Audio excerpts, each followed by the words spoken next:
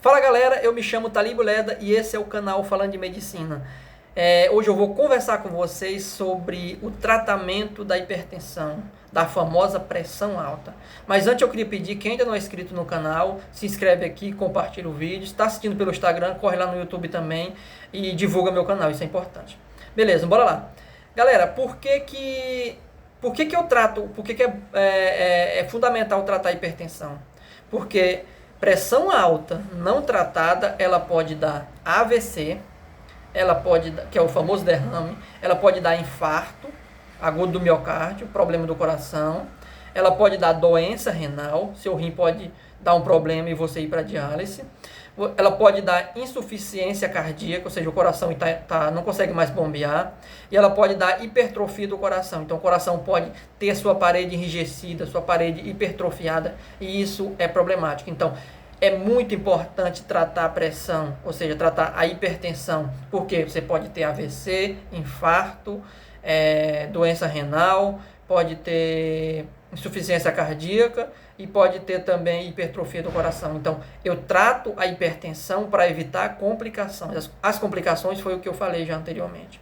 Beleza, quando é que a pressão está alta? Como eu falei em vídeo anterior, tem a faixa adequada da pressão. Então, qual é a pressão ideal? A pressão ideal é 12/8. Qual é a pressão alta? A partir de 14/9, que a gente vê lá no aparelho, de 140/90. Então, se a pressão está maior do que de 14/9, tem que fazer o tratamento. Por quê? Porque a hipertensão é uma doença silenciosa. Então, sua pressão pode estar aumentando e você não está sentindo nada. Então, você pode ter um AVC, um infarto. Então, por isso, todo paciente com pressão alta tem que ser tratado, independente se ele está com sintoma ou não. Os remédios de pressão são remédios seguros. Então, pode fazer o tratamento. Beleza? Então, o tratamento, ele leva em conta 3 itens. Quais são esses itens? Primeiro item, o médico deve investigar se tem alguma doença por trás. Por exemplo, essa pressão está alta porque o paciente tem um problema no rim, ou o paciente está usando uma droga, por exemplo, corticóide aumenta a pressão, os anti-inflamatórios também, se usado em grande dose, aumenta a pressão. Então, primeira coisa que o médico deve fazer, investigar se tem alguma doença por trás causando esse aumento de pressão. Beleza, então o médico verificou, não tem nenhuma doença por trás. O segundo item do tratamento é as medidas não farmacológicas, ou seja, são as medidas que são relacionadas à sua alimentação e à sua prática. Por exemplo, o paciente hipertenso tem que fazer atividade física no mínimo 3 vezes por semana, 30 minutos por cada dia. Então, no início pode ser uma atividade leve, depois pode aumentar essa atividade. Beleza, então a atividade física é muito importante. A alimentação, por exemplo, o aumento do consumo de frutas e vegetais e redução da quantidade de gordura e também de ingestão de sódio, porque eu estava vendo um estudo muito interessante que fala que o brasileiro ele consome o dobro da quantidade de sódio necessária, ou seja, a gente está comendo muito sal de cozinha, literalmente. Então isso é um fator de risco para a pressão. Então a primeira coisa, descartou outra doença por trás, tem que mudar o seu jeito de ser. Então tem que praticar atividade física, tem que mudar a sua alimentação. Isso é fundamental no tratamento da pressão alta. Beleza, fez isso, essas mudanças não farmacológicas, a gente tem as medidas farmacológicas. As medidas farmacológicas, o que acontece? A gente tem os medicamentos que são chamados de primeira linha, ou seja, que são considerados os melhores. Então a gente tem 4 classes. Dessas classes, eu vou citar um exemplo de cada classe dessas, porque provavelmente se você tem um parente hipertenso, um pai hipertenso, então olha o remédio dele, vai lá pegar a caixa, provavelmente vai ser um desses 4. Se eu usei um desses 4 e não conseguiu baixar minha pressão, por exemplo, eu usei um medicamento por um mês, um desses 4, não baixou a pressão, eu vou associar 2 medicamentos.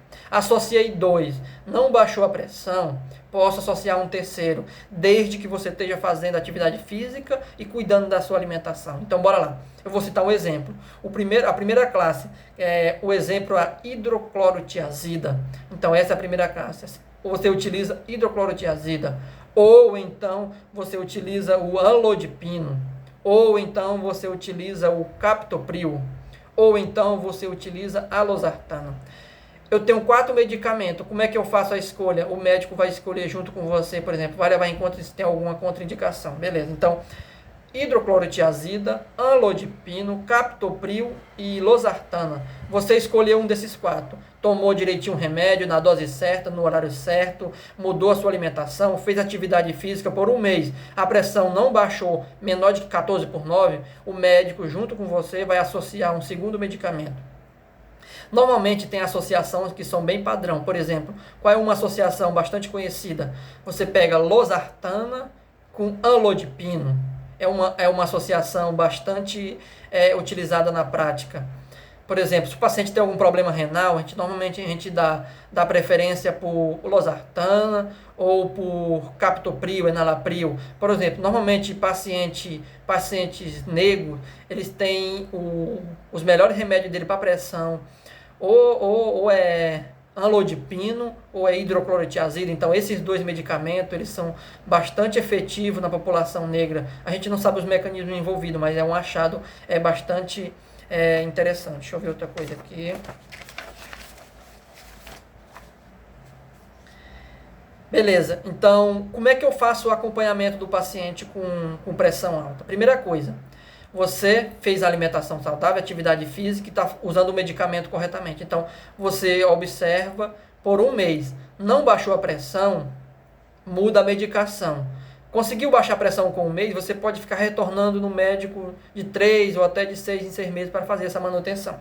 Beleza? Outra coisa que é muito interessante, por exemplo, se você utiliza a partir de 2 medicamentos, é importante que um seja pela manhã e outro seja à noite. Porque é muito importante tomar um dos medicamentos à noite, para evitar que a pressão tenha um pico durante a noite quando você está dormindo, e isso pode ser bastante perigoso para o paciente.